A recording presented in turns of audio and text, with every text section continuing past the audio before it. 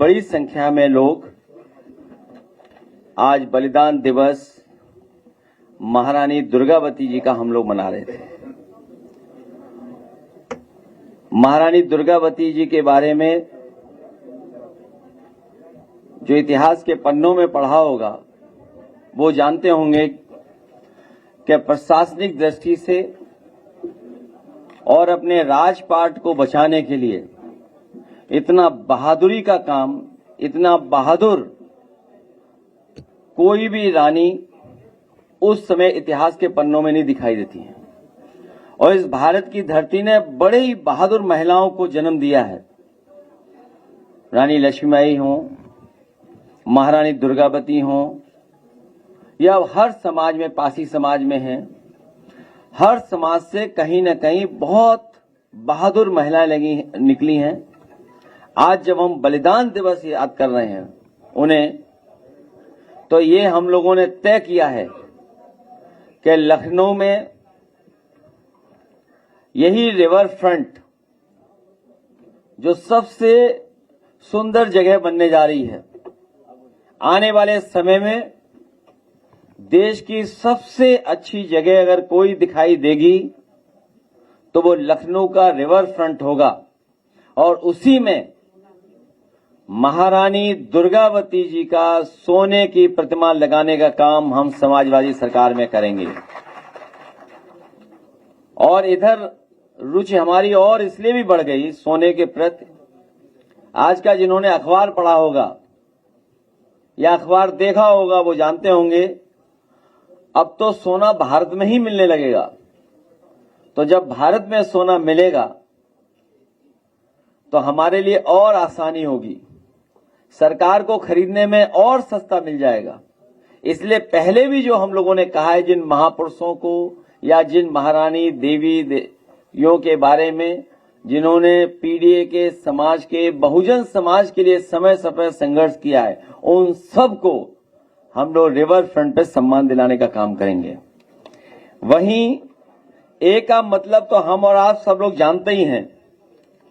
ए का मतलब जहां आधी आबादी है, अल्पसंख्यक मुसलमान भाई हैं या क्रिश्चियन हैं या पारसी हैं या और हैं, वहीं ए का मतलब हमारे आदिवासी भाई बहन भी हैं। तो पीडीए में ए मतलब हमारे आदिवासी भाई हैं। उनके हक और सम्मान के लिए लगातार समाजवादी पार्टी काम करेगी। उनकी जनगणना करा करके उनकी आबादी कितनी है, समाज में उनकी संख्या कितनी है, उनकी आबादी के हिसाब से उन्हें हक और सम्मान नहीं मिल रहा है। समाजवादी सरकार बनने पर हम अपने सभी आदिवासी भाइयों को आबादी के हिसाब से हक और सम्मान दिलाने का काम करेंगे और उनको हर क्षेत्र में आगे बढ़ाने का काम होगा।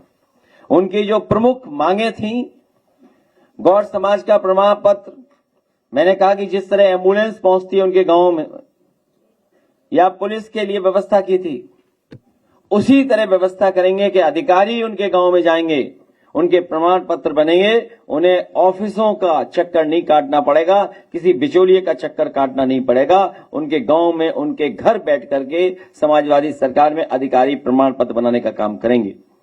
प्रदेश में आदिवासी समाज की जो हत्याएं हुई हैं, उनके समाज और परिवार के लोग अगर सीबीआई की जांच मांग करेंगे तो हम उनके न्याय दिलाने के लिए उनका सीबीआई जांच कराने का काम करेंगे। और इसके साथ साथ जो गरीब बेगुनाह लोगों की हत्या हुई है, उनकी हम आर्थिक मदद उन परिवारों को करने का काम करेंगे। वन अधिकार कानून के तहत जल, जंगल, जमीन पर आदिवासी अनुसूचित जनजाति का अधिकार होगा। सरकार बनने पर आदिवासियों को आवास दिया जाएगा। लोही आवास से उन्हें जोड़ करके, और लोही आवास में ये व्यवस्था थी कि सोलर पैनल लगा करके उनके पंखे, एलईडी बल्ब, चार्जिंग की चीजें सब फ्री होंगी, इनको एक भी पैसा नहीं देना पड़ेगा। हम लोग लोही आवास देकर के उनको पक्का घर देने का काम भी करेंगे। अनुसूचित जनजाति आयोग का उत्तर प्रदेश में अलग से गठन किया जाएगा और उन्हें अधिकार भी देने का काम होगा।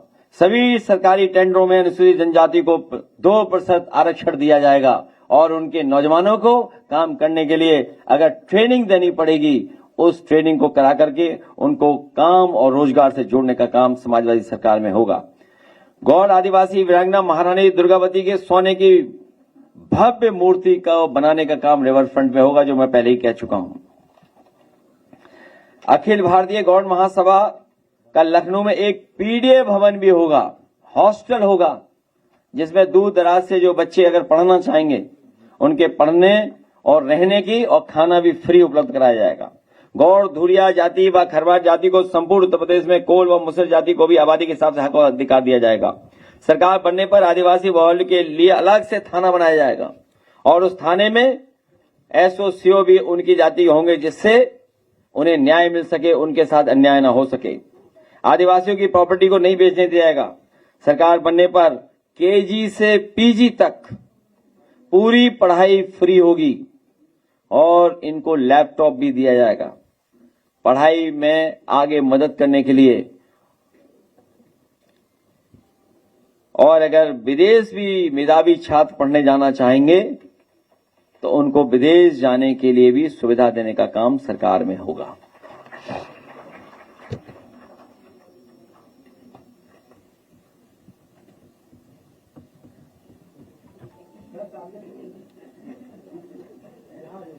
है?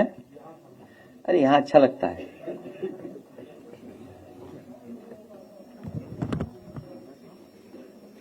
वहां बैठे तो वहां बैठे कर देंगे हमें। हैं? पहले अपना तय कर लो। ठीक है, यहाँ ठीक है। आधे सवाल यहाँ, आधे वहां, सीनियर यहाँ, जूनियर वहां।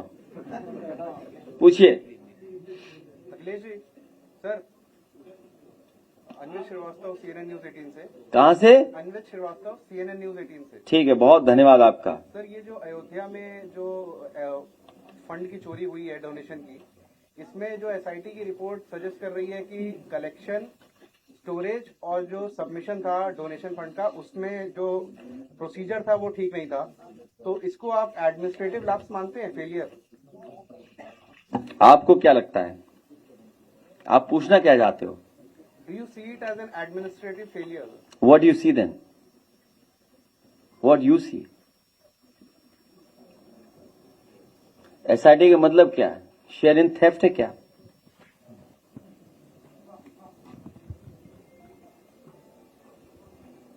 भाई SIT का मतलब क्या हुआ? शेयर इन थेफ्ट या और कुछ बोले हम? Please elaborate. बाकी एलैबोरेट आपके लिए है? या ये हम कहें सैंड इन ट्रस्ट?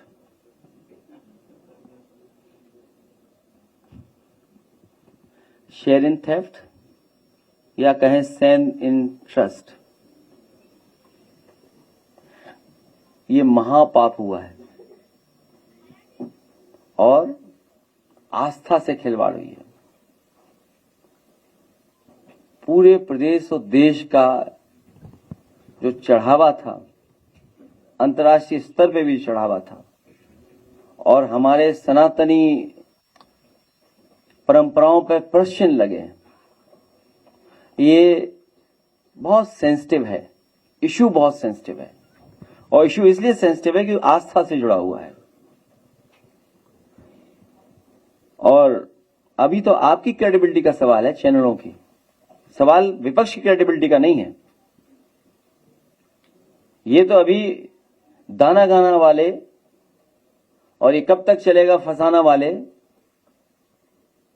इनकी क्रेडिबिलिटी का सवाल है। अगर ये सवाल आप पूछ रहे हैं मुझसे, तो आपकी भी क्रेडिबिलिटी बनती है कि आप क्या ढूंढ रहे हैं इसमें। आप भी तो लोकतंत्र को मजबूत कर रहे हैं, आपकी भी तो जिम्मेदारी है। और हमें उम्मीद है जिस तरीके से पत्रकार साथी और कुछ चैनल भेदभाव करते हैं विपक्ष के लोगों के साथ, कम से कम आस्था और सनातनी परंपरा से भेदभाव नहीं करेंगे, उसे कम से कम सच्चाई सामने लाने का काम करेंगे। अलीगंज में जो अग्निकांड हुआ है, 15 लोगों ने अपनी जान गंवाई है, किसी भी बड़े अधिकारी के ऊपर कार्रवाई नहीं हुई है। सिर्फ छोटे कर्मचारियों और इंजीनियरों पर कार्रवाई करके, संस्तुति करके मामले को टाला जा रहा है। जो पोस्टेड नहीं थे, जो रिटायर थे, उनके ऊपर कार्रवाइयां हो गई, लेकिन किसी आईएएस और पीसीएस का नाम नहीं लिया गया। जो जोनल रहे या जो वर्तमान में उपाध्यक्ष है या जो पूर्व में उपाध्यक्ष रहे, किसी का भी नाम नहीं आया था। क्या करना चाहिए? पहले तो अयोध्या से सीधे चले गए अलीगंज। अलीगंज का भी नाम बदल दो।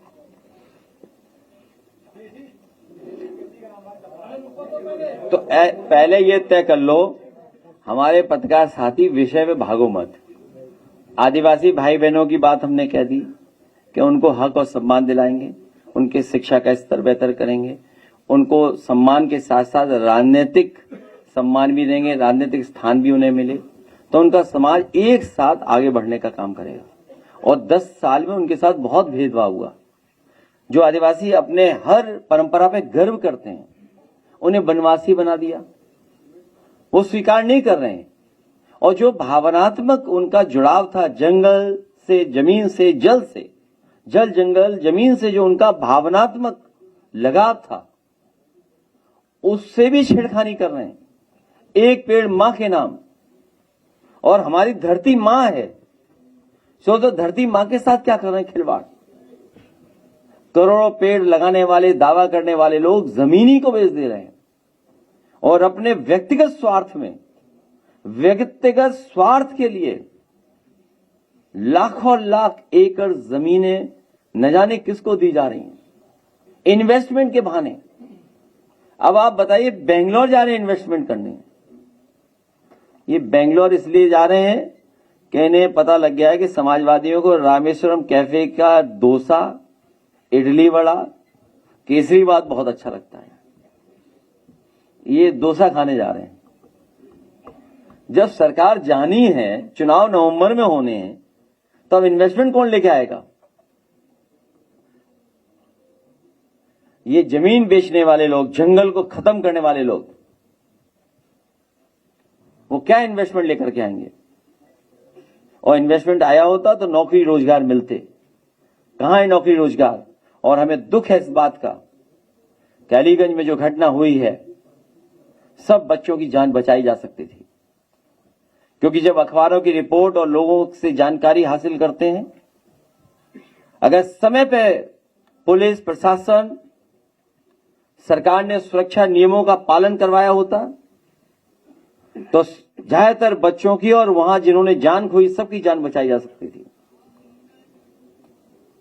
जो हादसा हुआ है कोई सामान्य हादसा नहीं है। अगर सरकार पहले ही जाग जाती, जब पहले हादसा हुए हैं, लखनऊ में कोई पहला हादसा नहीं हुआ है। इनके महाकुंभ में न जाने कितनी बार आग लगी, कुंभ के बाद और उसके पहले भी। यहीं पर हजरतगंज में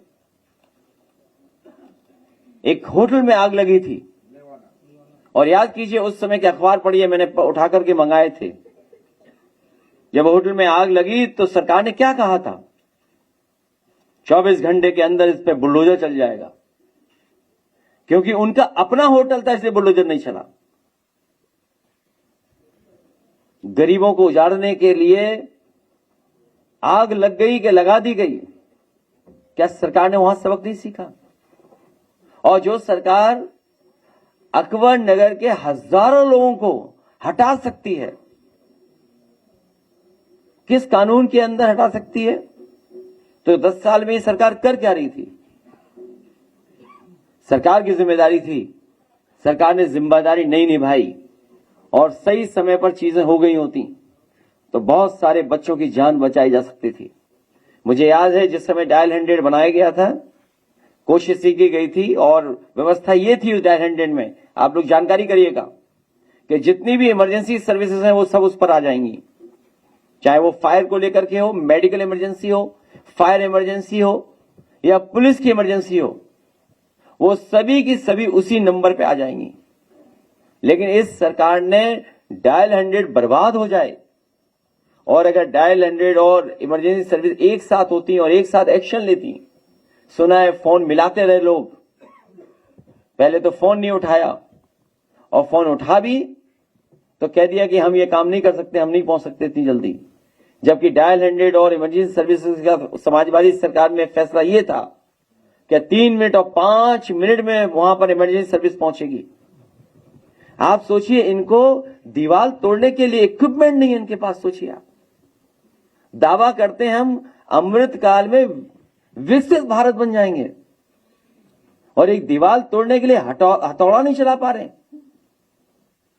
दीवार काटने के लिए इनके पास मशीन नहीं, अगर होगी भी तो हो सकता है इन्होंने उसमें भी भ्रष्टाचार किया हो, इसलिए मशीन नहीं थी या कोई ऐसा नहीं था। दीवार काट करके अगर छत से समय पर दीवार काट दी जाती तो शायद बहुत से बच्चों की जान बच जाती।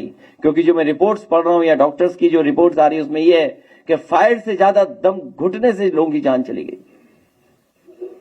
अगर दीवार तोड़ी गई होती छतों से तो बहुत से बच्चों की जान बच जाती, लेकिन फायर और उनके लोग गए नहीं। बच्चे अपने घर वालों से मोबाइल पे बात करते रहे, वीडियो कॉल करते रहे, आओ बचा लो आकर के हमें। सरकार सोती रही, जागी नहीं, और उसका परिणाम हुआ कि हमारे इतने बच्चों की जान चली गई। याद रखिएगा, हर दुख से बड़ा दुख अपने बच्चे के खोने का होता है, उससे बड़ा दुख कोई नहीं होता है। जो बच्चे खोने का दुख है उससे बड़ा दुख कोई नहीं होता। और सरकार मदद के नाम पे क्या कर रही है? और जो केवल अपने व्यक्तिगत जीवन के लिए जी रहे हैं उनसे क्या उम्मीद करोगे आप? सरकार के लोगों से क्या उम्मीद करोगे आप? और सच्चाई तो यह है, बच्चों का दुख परिवार वाले ही समझ सकते हैं। और जिस तरह के लोग नाटकीय आंसू बहा रहे थे, कैमरा दिखाई दे गया तो आंसू आ गए, कैमरा बंद तो आंसू बंद, ये दिखावटी आंसू हम और आप सब लोग जानते हैं। कैमरा ऑन होते ही आंसू आते थे। और क्या अपने चैनलों से क्या कहलवा रहे हो? उन चैनलों को डूब के मर जाना चाहिए। 2016 की कहानी बता रहे हैं। उन चैनलों के लोग भी यहां बैठे, शर्म से उन्हें सर झुक जाना चाहिए। उनको उनसे पूछना चाहिए, 11 साल से सरकार नहीं है क्या उनकी? चैनल में भी लगता बिके हुए लोग बैठे हुए हैं। इसलिए हम चाहते हैं बच्चों की मदद हो, उनके परिवार के लोगों की मदद हो, और जांच हो, सुरक्षा नियमों के पालन हो, जिससे कि भविष्य में ऐसी घटना ना हो सके। और कभी सोचे, जो सरकार में फैसला लेते हैं, कि कभी वो उन परिस्थितियों में फंस जाए तो वो क्या फैसला लेंगे, कैसे निकलेंगे, कैसे बचेंगे। जब तक अपने खोए का दुख नहीं आएगा तब तक शायद काम नहीं होगा। और अधिकारी भी कितने होशियार हैं, जिन अधिकारियों की जेब गर्म होती है, जेब भरी जाती है, वो मुख्यमंत्री जी को वहां ले गए और उन्हें फेस बना दिया। अब वो जाने, उनके अधिकारी जाने, खासम खास अधिकारी। अगर कोई दोषी है तो वो अधिकारी और सरकार, और खुद सरकार दोषी है इसके लिए।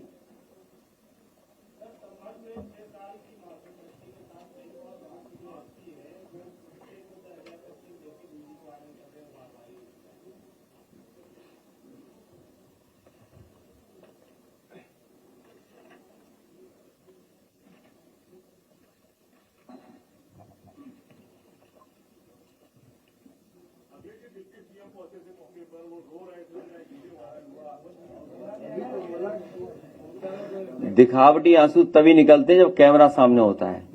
आपने खुद देखा होगा ये बात। तो ये आपको कहना चाहिए कि कैमरा होता है तो आंसू आते हैं।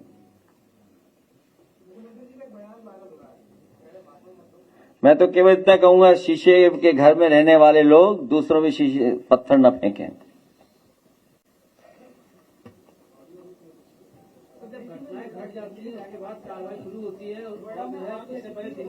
क्या लगता है अध्यक्ष जी कि बड़े अधिकारियों पे और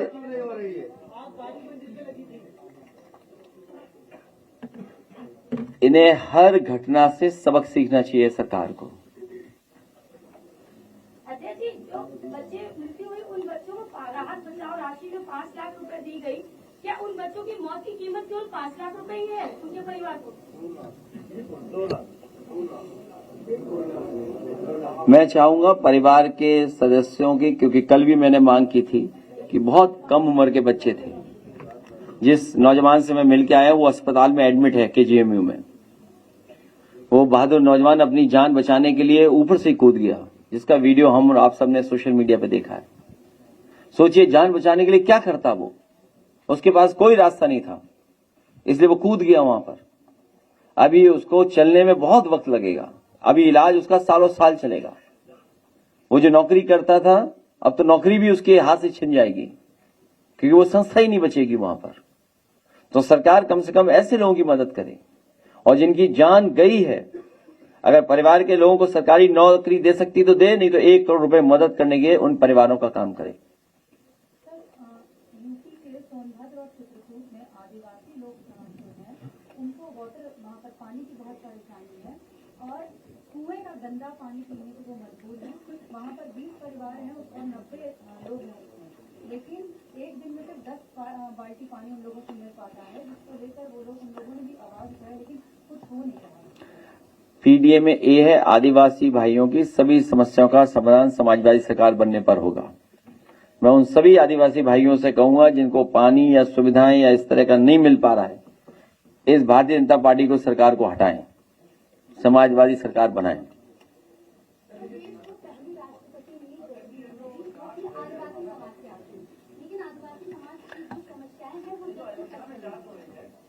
होगी, समस्याएं दूर होंगी।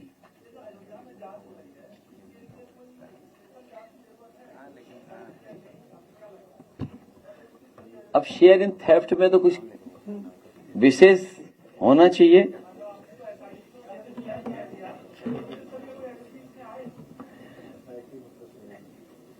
भाई हम ये कहें कि आपको और हमें ट्रस्टी बना दो तो क्या बना देंगे? भाई सब देख रहे हैं लोग। भाई सवाल चैनलों की क्रेडिबिलिटी के साथ साथ हमारे देश की आस्था, सनातन धर्म की परंपरा और हमारे प्रभु श्री राम, उनके स्थान पर इतना बड़ा भ्रष्टाचार हुआ हो। सीसीटीवी के फुटेज गायब है और उससे भी क्या घटिया काम करा रहे हैं बताओ, क्योंकि उसके नाम के पीछे यादव लगा है तो बोले हमारा रिश्तेदार है। अरे सोचो, भगवान ने तुम्हारी ये पोल खुलवा दी कि तुम क्या कर रहे थे भगवान के साथ। और केवल यूपी का अगर हिसाब किताब लगाएं, जो हर बूथ हर गांव से लोग गए थे, बसों से भेजे गए थे, अगर मान लें हम 80 लोकसभा से लोग गए थे और हर लोकसभा से अगर केवल 10 करोड़ का चढ़ावा आया होगा तो सोचिए 10 गुना 80 कितना हो गया चढ़ावा? 800 करोड़ रुपए। 800 करोड़ के साथ साथ हमारे धर्म की परंपरा, हम गुप्त दान देते हैं।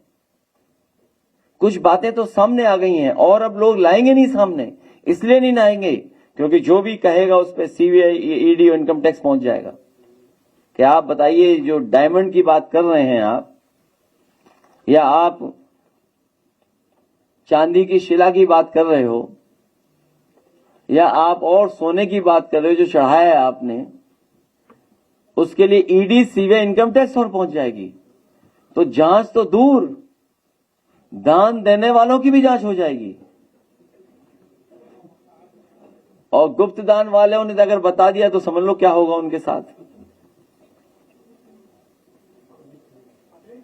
आप सोचिए क्या हुआ है देश और दुनिया के सामने। गरीब, एक झोपड़ी में रहने वाला भी जान गया होगा कि क्या कर दिया इन्होंने। आप खुद सोचिए ना।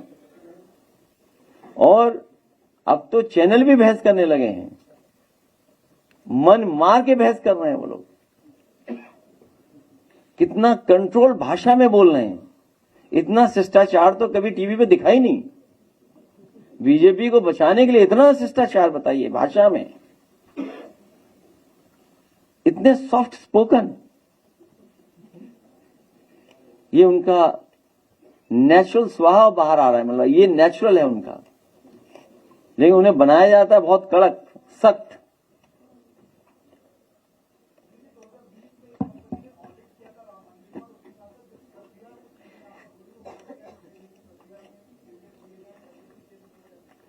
अभी ऑडिट हमने किया है, ये पीडी ऑडिट।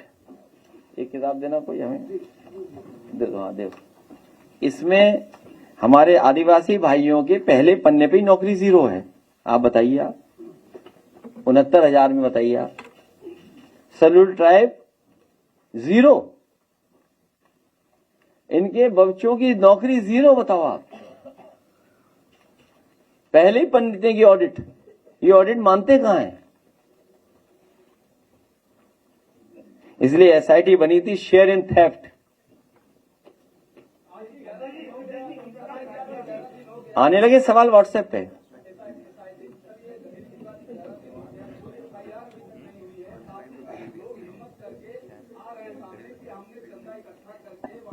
अगर अब चंदा की बात कोई देश में करेगा कि हमने दिया है गुप्तदान, उस पे एसआईटी नहीं, ईडी सीबीआई इनकम टैक्स जाएगा, कोई नहीं बताएगा। तो उनको बधाई देते हैं। हमें उम्मीद है चैनल के लोग आर्काइव में से निकालेंगे, जिन्होंने गिफ्ट दी, तस्वीर डाली सोशल मीडिया के, उसके माध्यम से रिसर्च कर करके बताएंगे। इसीलिए तो मैंने कहा ये सरकार संविधान पे चलने वाली है। जो लोग वोट से हार गए, आप देखिए किसने कहा था कि 400 पार कर देंगे, जब जनता ने उनके संविधान की साजिश, जो संविधान के खिलाफ साजिश थी, उसका पर्दाफाश कर दिया अपने वोट के अधिकार से। तो वही लोग संविधान बदलने के लिए सांसदों को खरीद रहे हैं, सांसदों को डरा रहे हैं। आप बताओ ये सांसदों को क्यों इकट्ठा किया जा रहा है?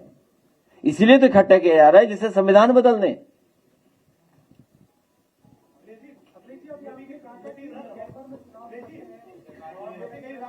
पूरी बात बोलिए है भाई।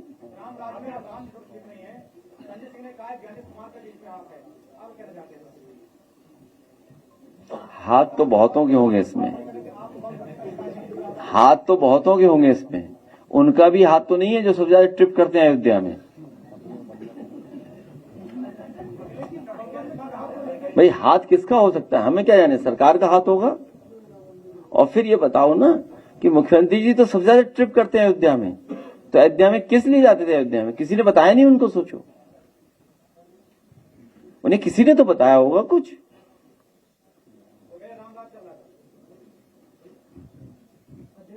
और वो जो दूसरी कहावत है, राम नाम की लूट है, आगे की लाइन तुम कह दो।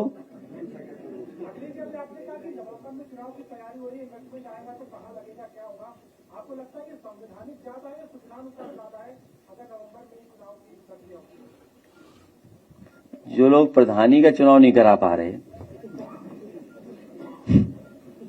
जो लोग प्रधानी का चुनाव नहीं करा पा रहे, वो नवंबर का चुनाव कराएंगे। नवंबर में आप लोग भी पत्रकार भाइयों, उन्हीं का बन के मत काम किया करो। हमारे पत्रकार भाइयों से निवेदन है कि आप लोग नवंबर की बहस मत छेड़िए। और मैंने जो तर्क दिया था, जो सुझाव दिया था, 2 तरह का सुझाव दिया था मैंने, अपने साथियों को भी बोला मैंने कि अभी किसानों को खाद और डीएपी नहीं उपलब्ध करा पा रही है सरकार, आलू की कीमत नहीं दे पा रही है, मक्के की कीमत नहीं दे पा रही है। कन्नौज में तो अगर आप सड़क पे मक्का सुखाना चाहोगे, अभी तक तो सोच लीजिए, और बातें करती थी सरकार।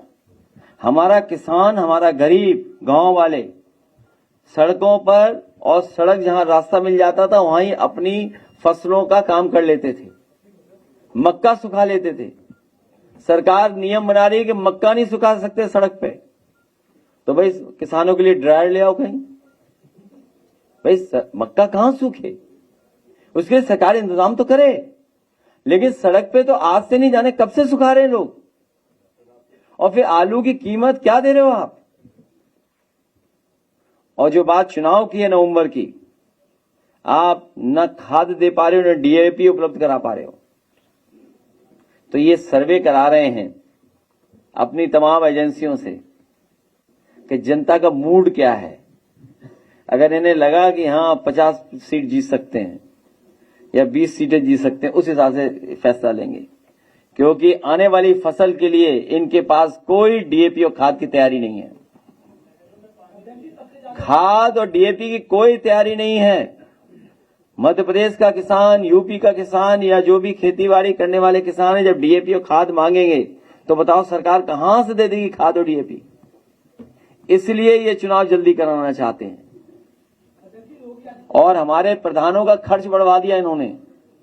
जो हमारे प्रधान का चुनाव लड़ना चाहते थे, उन्होंने जो सेवा का कार्य शुरू किया था अपने वोटरों को संभालने के लिए, इस सरकार ने उनका भी खर्चा बढ़वा दिया। अब वो ऐसी जोखिम और परेशानी में फंस गए हैं कि अगर सेवा बंद कर देंगे वो जनता की तो चुनाव हार जाएंगे। तो अब उन्हें मजबूरी में लगातार वो कार्यक्रम चलाना पड़ रहा है। सोचिए कितना बड़ा धोखा दिया हमारे आम लोगों के साथ।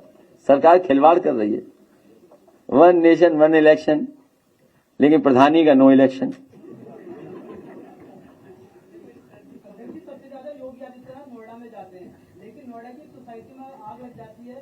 फायर सिस्टम के पास इतनी भी तकनीकी नहीं है कि 12 मंजिल तक पानी पहुंचा दे, 7 मंजिल तक पहुंचाते, तो क्या कहोगे आप? आपकी सरकार आएगी तो क्या करोगे? मुख्यमंत्री ने अपनी हाइट के हिसाब से मशीन खरीद ली होगी, या तुमने अपनी हाइट के हिसाब से मशीन खरीद ली कि यही मशीन पहुंच जाएगी ऊपर। और समाजवादी सरकार बनेगी तो किसी लंबे व्यक्ति से चेक करवाएंगे कि ऊंचे पहुंच जाते हो कि नहीं पहुंच पाते हो।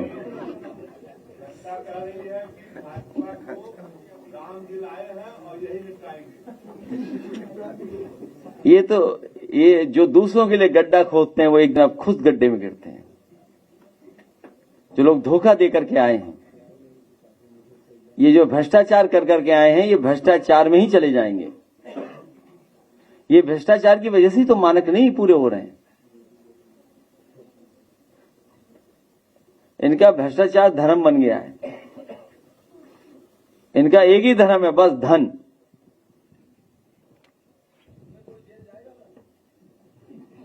देखिए, न हमारे पास जेल है, न हमारे पास सरकार है।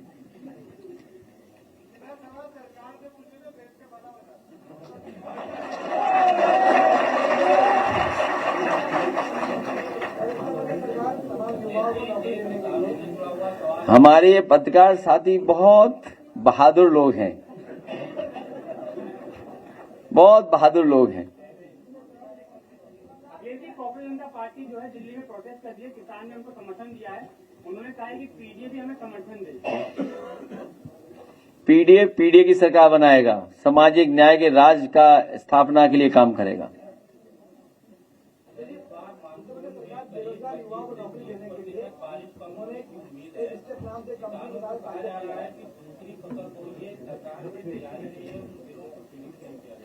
इसके बाद आप सरकार ने बेरोजगार युवाओं को नौकरी देने के लिए तो ब्लू डॉट ऐप में तमाम युवाओं को प्लेटफॉर्म मिलेगा, अपने शिक्षा के साथ नौकरी तलाश करेंगे। सरकार और बीजेपी नकारात्मक प्रचार के लिए नौकरी और रोजगार दे रही है। इन्हें नौजवानों के भविष्य की चिंता नहीं है। चुनाव की तैयारी कर रहे हैं कि जितना नकारात्मक प्रचार कर सकते हैं उसके लिए धन खर्चा कर रहे हैं। इनके एजेंडे में ही नहीं नौकरी, तो नौकरी कैसे देंगे? समाजवादी सरकार बनेगी तो रोजगार और नौकरी देने का इंतजाम किया जाएगा।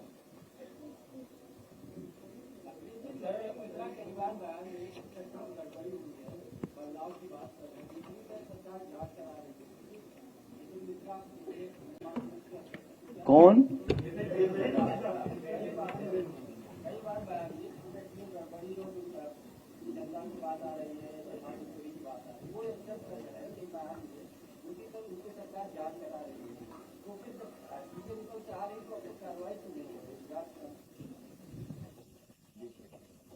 ये तो आप सवाल पूछ रहे हैं, इस पे तो आपको 1-1 घंटे का कार्यक्रम चलाना चाहिए टीवी पर। Breaking news, breaking news. अच्छा चल रहा है तब ठीक।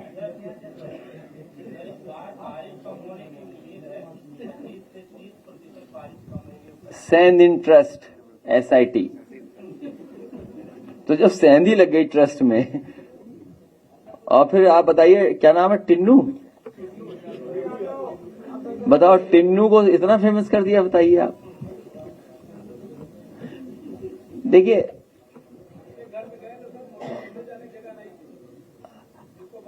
हम लोग इसलिए नहीं ज्यादा कुछ कह सकते हैं कि फिर हमें सनातन विरोधी कहा जाएगा। और हम लोग तो शिव भक्त पहले से ही हैं। वो वीडियो दिखाएंगे, मंदिर निर्माण चल रहा है, कहो तो दिखाएं वीडियो उसका, गाने का वहीं समापन होगा। ठीक है, तो इस पे हम लोग कोई चर्चा नहीं करेंगे। हमें उम्मीद है कि सच्चे हिंदू, ईमानदार हिंदू और सत्य के रास्ते पे चलने वाले सनातन भाई लोग हमारे इस पत्रकार की आवाज सुनेंगे। हमारे इस पत्रकार भाई को न्याय दिलाएंगे, कम से कम उसके चैनल की क्रेडिबिलिटी बच जाए। जो बारिश की बात है, हमारे साथी क्या पूछ रहे थे, बारिश से किसान को दुख है। मैं ये कह रहा हूँ कि इस बार जो है वैज्ञानिक बता रहे हैं 25 से 30% बारिश कम होगी उत्तर प्रदेश में। सरकार कह रही है किसानों से आप धान और इस तरीके की फसल न लगाइए, मूंगफली।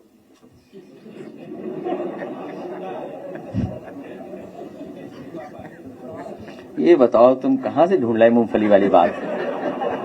ऐसा मत करो, तुम सरकार का इतना मजाक मत उड़ाओ भाई।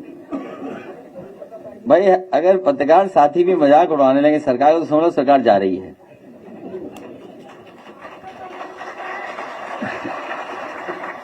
अब तो सरकार जा ही रही है। और मूंगफली तो देखिए फुर्सत में खाई जाती है।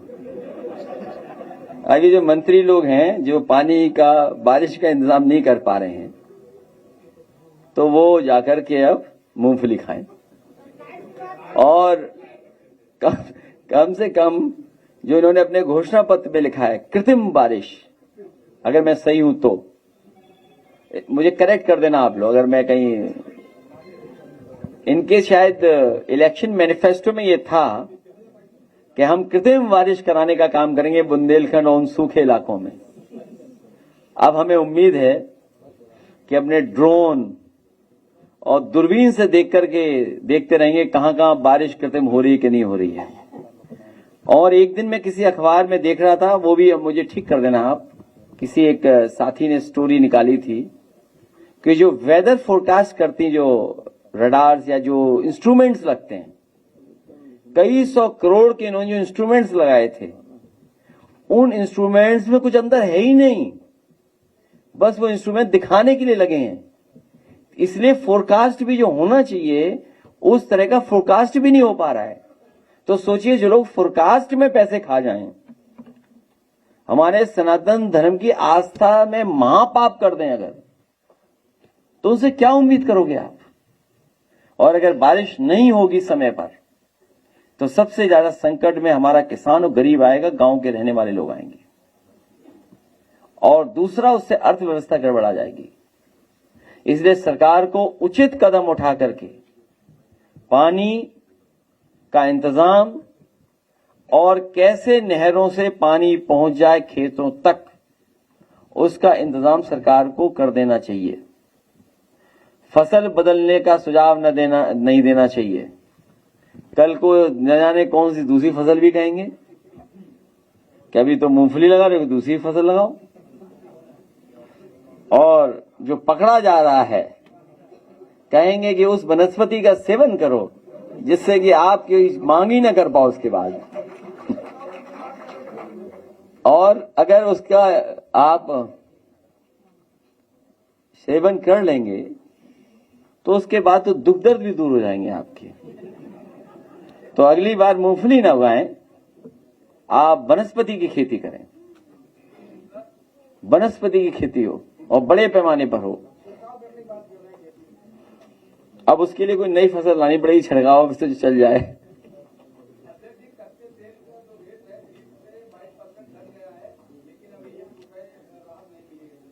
सरकार मुनाफा अपना कम नहीं करेगी।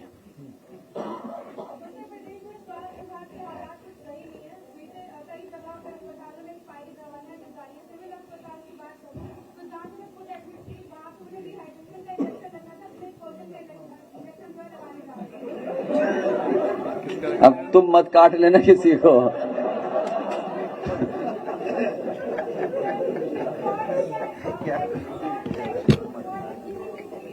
ये अच्छा, ये मैंने आपको पहले भी कहा और फिर कहता हूं, हमारे अस्पतालों को भी इलाज की जरूरत है। कई अस्पताल वेंटिलेटर पे चले गए हैं। और सच्चाई ये है, कल केजीएमयू को मैंने देखा, इतना प्रेशर होगा डॉक्टरों पे जिसकी आप कल्पना नहीं कर सकते। इतना प्रेशर होगा उन पे कि कैसे मरीज को इलाज सही दें। ये जो हमारी बहन कह रही हैं, हो सकता है गलती से कोई और दवा दे दें, इंजेक्शन कोई और दे दें। कई बार हम लोगों को घटना सुनने को मिलती है कि इंजेक्शन कोई और देना था, कोई और दे दिया आपने। इस सरकार में तो ये तक देखा हम लोगों ने कि जिंदा आदमी को पोस्टमार्टम में भेज दिया, वो जिंदा होकर के निकला वहां। और जालौन में तो एक मरीज जिसको ऑपरेशन थिएटर में नहीं जाना था, उसे डॉक्टर और नर्स पकड़ करके जब ऑपरेशन थिएटर में ले गए और अच्छा हुआ उसे होश आ गया, वो ऑपरेशन थिएटर से भाग गया था वहां। तो अब ये तो मैं नहीं कह सकता हूं कि उस विभाग के मंत्री को इलाज की जरूरत है, लेकिन कम से कम अस्पतालों के इलाज की जरूरत है। और अस्पताल कैसे बनने चाहिए कभी आप जाना। और मैं कहूंगा आपसे कि अगर आप यूट्यूबर हैं, एक हमारे साथी ने बहुत अच्छा भी किया था कार्यक्रम, जहां हमने पूरे गांव के गांव शिफ्ट कर दिए थे। एक यूट्यूबर साथी ने बहुत अच्छी स्टोरी की थी, गांव के लोगों ने पूरी जमीन एक्सप्रेसवे को दे दी थी। इसी तरह मैं कहूंगा आप कैंसर इंस्टीट्यूट को देख के आइए, वर्ल्ड क्लास कैसे इंफ्रास्ट्रक्चर बनाया जाता है, ओटी कैसे बनते हैं, मशीन्स कैसे लाई जाती हैं। इनके अस्पतालों में तो सब मशीनें ऑब्सोलीट हो गई हैं, जिनका टाइम खत्म हो गया, मशीनों की एक्सपायरी हो गई, उसके बाद भी आपका उन्हीं मशीनों से इलाज कर रहे हैं। सोचिए आप, तो इलाज क्या मिलेगा आपको।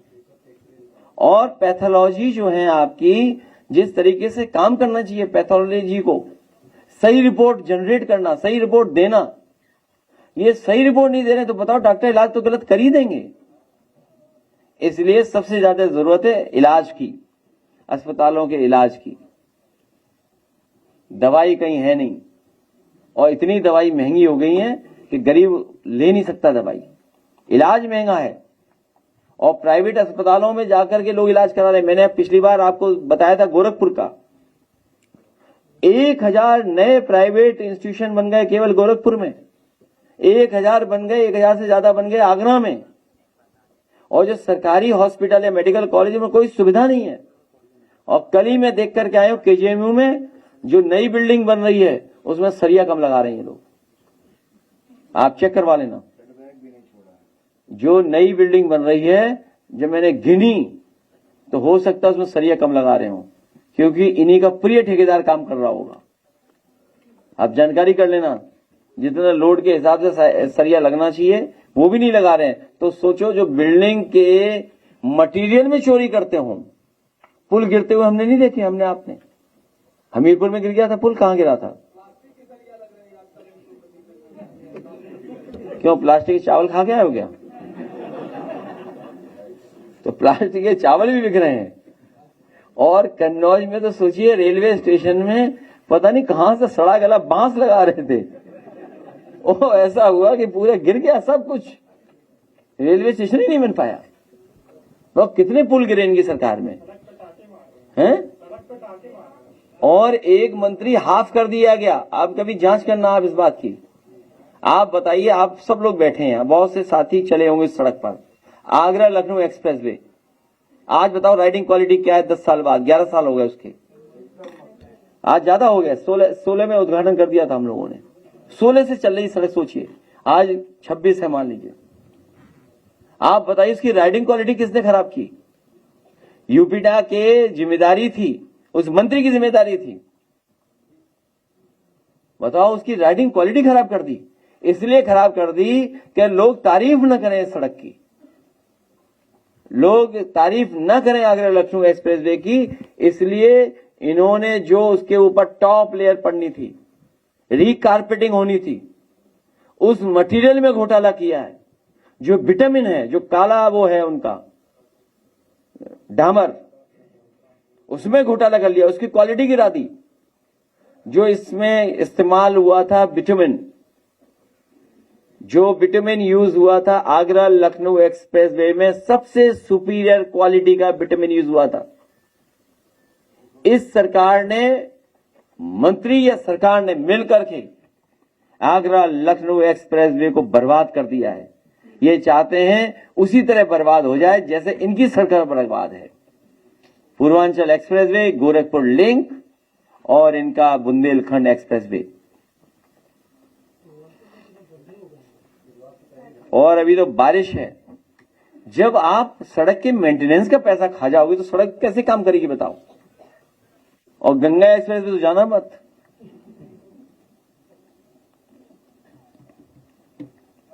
परिवहन विभाग में करोड़ों का बजट पास होता है। महामंत्री आगरा एक्सप्रेस की बात कर रहे थे। आगरा में ही आज सुबह एक बस चलती है परिवहन विभाग की, चक्का निकल जाता, 8 लोग उसमें घायल हो गए, बस पूरी पलट गई। किसके? इस सरकार के भी तो 2 पहिए अलग से निकले हुए हैं पहले से। तो ये तो सरकार ऐसी है जो पहिए निकाल के चलती है, कब निकल जाए पता ही नहीं उनके पहिए। सबसे अच्छा है कि सरकार हटाओ, तब उत्तर प्रदेश खुशहाली और तरक्की के रास्ते पे जाएगा। हैं? उसके बारे में मैंने कह दिया कि बड़ी साजिश चल रही है भाजपा में। इंजन टकरा रहे हैं, इनकी टंकियां बड़ी हो गई हैं भ्रष्टाचार से। हर दिन झरना देखने को मिल रहा है हम लोगों को। डबल इंजन की डबल टंकी है भ्रष्टाचार की, तभी तो चल पाएंगे वो डबल इंजन। तो ये जो जमीनों में घोटाले हो रहे हैं या जमीनों पे आरोप लग रहे हैं, ये बड़ी बड़ी साजिशें हो रही हैं। हम आप नहीं समझ पा रहे इनको। किसको? डेंटल डिपार्टमेंट को कभी नेताजी ने सबसे अच्छा बनाया था और डेंटल यूनिवर्सिटी तक बना दी थी, क्योंकि हमारे यहाँ बहुत लोगों के दांत खराब हो जाते हैं जल्दी जल्दी, कुछ खैनी वगैरह खाने की वजह से, कुछ पान खाने की वजह से, या कुछ सफाई नहीं रखते उसकी वजह से। बहुत से कारण हैं उसके। तो नेताजी ने पूरे देश में सबसे अच्छा डेंटल यूनिवर्सिटी बना दी थी। और नेताजी ने जितने सामान खरीदे तो उस समय, सोचिए कब, 20-25 साल पहले, वो आज भी चल रहे हैं। सोचिए आप, कभी हमें कुछ डॉक्टर्स बताते हैं कि उस समय बनाया हुआ इंफ्रास्ट्रक्चर आज भी काम कर रहा है। ये तो कुछ करना ही नहीं चाहती सरकार। पता नहीं सो रही है कि आंख बंद करके चल रहे हैं कि किसी को देखना भी नहीं चाहते हैं लोग। और अहंकार सबसे ऊपर, टॉप पे है अहंकार। बताओ, एक बहन को क्या कह रहे हैं, भाषण मत दो। और हमारे चैनल भी कितने अच्छे हैं, म्यूट कर दिया चैनल ने। ऐसा मत करो भाई, कुछ और भी सुन लेने दो। पहले भी सुना चुके हो आप, कुछ ऐसा ही सुन लेते। एजेंसी थी वो, बताइए, एजेंसी भी ये काम कर रही है। एजेंसी को ये काम नहीं करना चाहिए। कौन है एजेंसी वाले? कहां है? आए हैं? क्यों ऐसा करते हो तुम? ऐसा मत करो भाई, सब कुछ आने दो।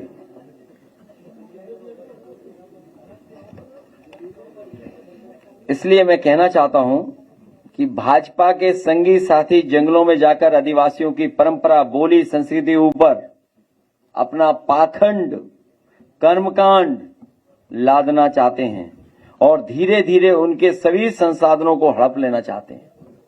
इसलिए हमारे आदिवासी भाइयों, सावधान रहिए इन संगी साथी अंडरग्राउंड अनरजिस्टर्ड लोगों से भी। वनवासी को आदिवासी कहना संविधान में दिए गए जनजाति की हकमारी की साजिश है, क्योंकि जब हम संविधान पढ़ते हैं तो जनजाति है उसमें, तो जनजातियों को मिलेगा। अभी एक साथी बता रहे थे कि कुछ एडमिनिस्ट्रेटिव जो सरकार में गलती हो गई थी, जिसकी वजह से उन्हें प्रमाण पत्र नहीं मिल पा रहे, उनको दूसरे लोग पा जा रहे हैं। इसलिए ये वनवासी को आदिवासी कहना संविधान में दिए गए जनजाति की हकमारी की साजिश है।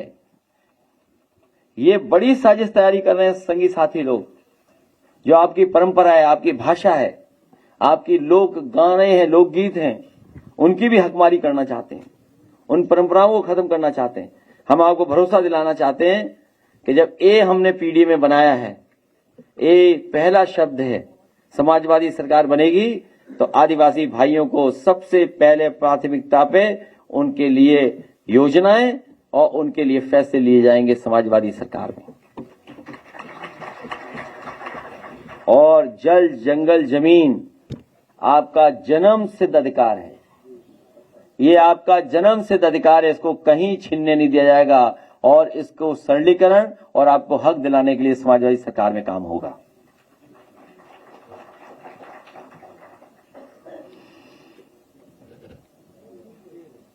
कोई समाजवादी गाना सुनाइए इनको, कोई सा सुना दो। हाँ, इसी का बजा दो। हाँ, आइए 12 हो। एक भाई देखिए, ऐसा है, इस गाने में कोई गलत हो बात तो उससे हमारा कोई संबंध नहीं है, और गाना खराब हो तो बियर करना है, सहन करना। अपने कान अगर गाना खराब हो तो 20 सेकंड बंद कर देना, रील की तरह।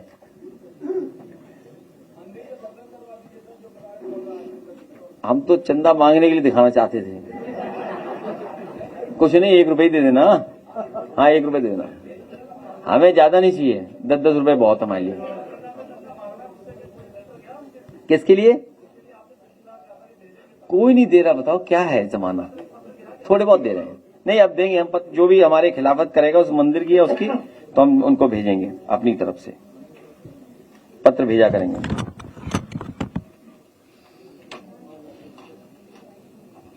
तो हम बैठ जाएं और गाना कौन सा मंदिर का, पहले इसका सुनाइए फॉर कम समय के लिए।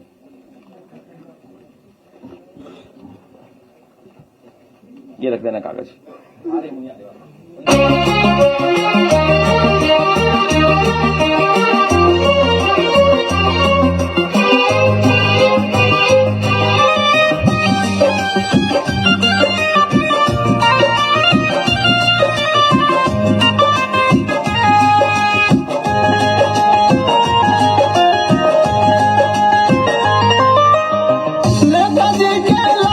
झारू जानत बाबू रदे जी हजारों साल हृदय से यह बसुब संदेश की हमरो उमरिया लेके जियत रह भैया अखिलेश की हमरो उमरिया लेके जियत रह भैया अखिलेश।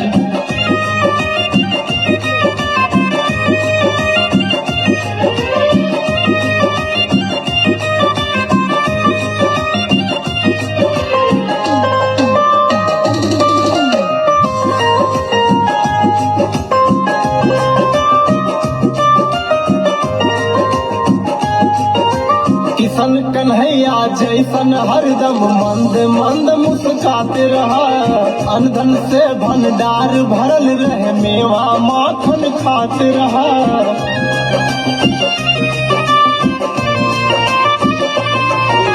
किशन कन्हैया जैसन हरदम मंद मंद मुस्काते रहा। हाँ ठीक है, चलिए धन्यवाद।